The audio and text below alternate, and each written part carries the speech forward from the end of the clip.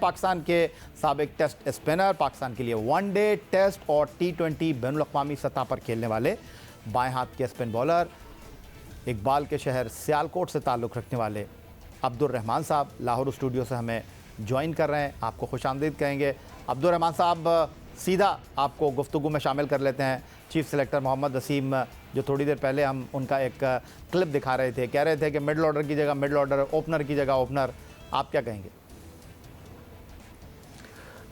मेरा जो अपनी राय है कि इनके पास अपना खुद का भी कोई फाइनल डिसीजन नहीं होता, लेकिन इनको खुद भी नहीं पता कि सिलेक्शन के क्राइटेरिया क्या है, और जो बातें आपने खुद कही हैं कि आप उन पे खुद भी अमल ना करें, तो इसमें प्लेयर का कोई कसूर नहीं होता, क्योंकि आप खुद भी एक प्लेटफॉर्म पे नहीं है। आपको 2 दिन के बाद आपकी कोई बात सुनने में आती है, अगले दिन आप उस डिसीजन को पीछे छोड़ के एक नई चीज़ कर लेते हैं। तो आप जब खुद कहते हैं कि ओपनर्स की जगह ओपनर और ये चीज़ें ऐसे होनी चाहिए, तो वो एक जगह नहीं हो रही। तो इसका जिम्मेदार कौन है? ये खुद है, उनसे खुद सिलेक्शन नहीं हो रही, लेकिन इससे पाकिस्तान टीम सफ़र करती है। लेकिन ऐसी चीज़ों पे वर्ल्ड कप से पहले ये चीज़ें होनी बहुत सी चीज़ों को क्रिएट कर लेती हैं। लेकिन पाकिस्तान को जो बहुत बड़ा नुकसान हुआ ना बिफोर वर्ल्ड कप, वो न्यूजीलैंड और इंग्लैंड की सीरीज ही आया भाई।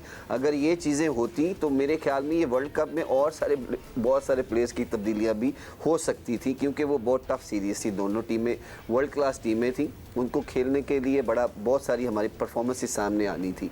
तो बहुत सारे और भी सवालात सिलेक्शन कमेटी पे उठने थे, या जिन्होंने इनको सेलेक्ट किया, जो भी चीज़ें थी वो बड़ी खुल के वाज़ेह हो जानी थी। मैंने आपको पहले भी अर्ज़ की थी एक प्रोग्राम में कि इन्होंने इन दोनों सीरीज से पहले वर्ल्ड कप की टीम सेलेक्ट कर ली थी कि ये वर्ल्ड कप के लिए जाएंगे, लेकिन तब भी कहा था कि अभी 2 सीरीज़ के बाद डिसाइड होगा कि कौन वर्ल्ड कप के लिए जाएगा। लेकिन पाकिस्तान T20 जो डोमेस्टिक क्रिकेट है, इसने डिसाइड कर दिया कि हमें 4-5 चेंजिंग करनी पड़ी, और तब भी ये कहा था कि जो प्लेयर अनाउंस हुए हैं उनके लिए ये पाकिस्तान की डोमेस्टिक क्रिकेट एक ऐसी जगह है कि जितने भी लोग उनको क्रिटिसाइज़ करते हैं या नाम के साथ करते हैं, तो प्लेयर्स के पास एक ही चीज़ बचती है, वो है परफॉर्मेंसेस। जब आप ग्राउंड जाते हैं तो जो कोई बैट्समैन है या बॉलर है, उसने उस हिसाब से उसको परफॉर्म करके तो इन सबको बताना होता है कि I am the right man, मेरी सिलेक्शन ठीक है, मैं इस वजह से आया, मेरी ये परफॉर्मेंसेस थी।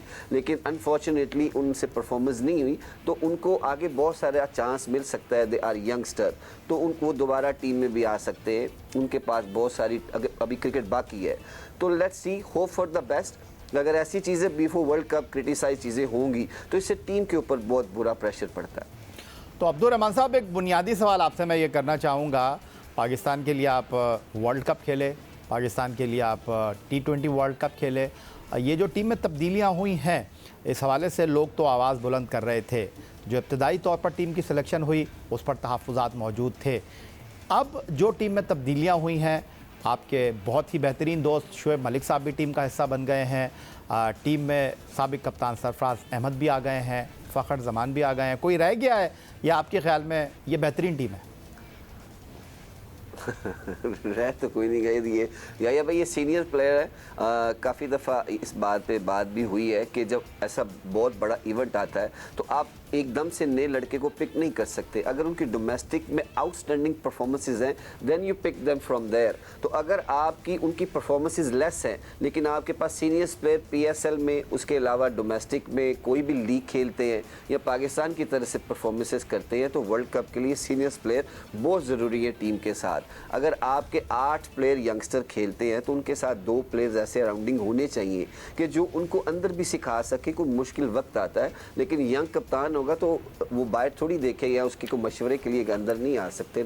तो उस वजह से उस मौके पे अगर अच्छा डिसीजन हो जाए तो टीम जीत सकती है, अगर बुरा डिसीजन हो जाए तो सारी टीम वहीं पे ही बैठ जाती है। आगे मैचों के लिए बहुत मुश्किल होता है। तो मेरे ख्याल में कि फ़खर भी बहुत फॉर्म में था, अच्छी पिकिंग है, पाकिस्तान के लिए काम आएगा। शुएब मलिक अभी भी परफॉर्म किया है, तो उनकी पिकिंग हुई है। और बड़ी दुख की बात है कि शुएब मकसूद अनफिट हो गए हैं, लेकिन पाकिस्तान को इसका बहुत बड़ा लॉस है, क्योंकि शुएब मकसूद ऐसा प्लेयर है कि जो गेम चेंजर है, क्योंकि 10-12 बॉल में भी आपको 35-40 रन बना के दे सकता है। तो ये एक मैच चेंज कर सकता था, लेकिन उसकी इंजरी आ गई तो उसकी वजह से वो ड्रॉप हो गए। तो never mind, yes, cricket part of the game, ये चीज़ें चलती रहती हैं।